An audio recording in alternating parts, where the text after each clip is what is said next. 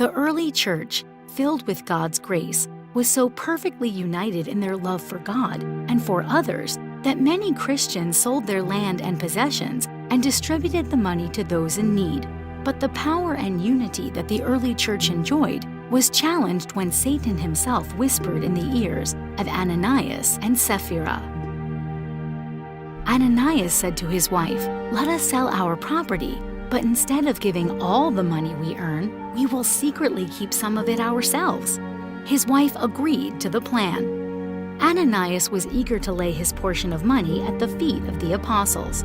True, it was not everything he and his wife had earned from the sale, but it was a lot.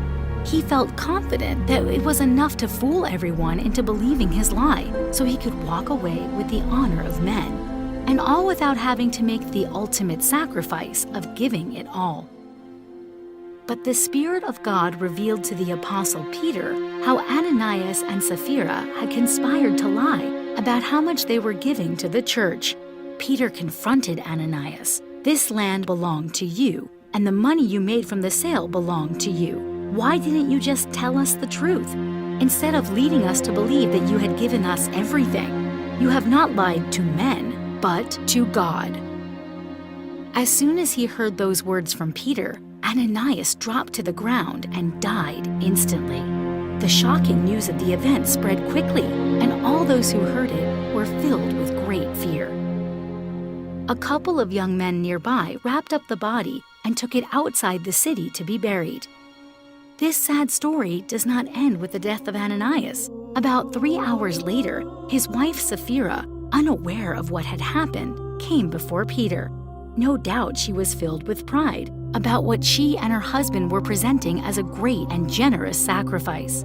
Peter asked her, "Tell me, is this amount the price you and Ananias received for the land you sold?" She replied, "Yes, that is the price." Peter said to her, "How could you conspire to test the Holy Spirit and lie about the money? The same men who buried your husband have returned and will now bury you." As soon as she heard these words from Peter, she fell down at his feet and immediately died, just like her husband. The same young men who had just returned from burying Ananias took her body and buried her alongside her husband, and great fear seized the whole church, as well as everyone else who had heard about the tragic events.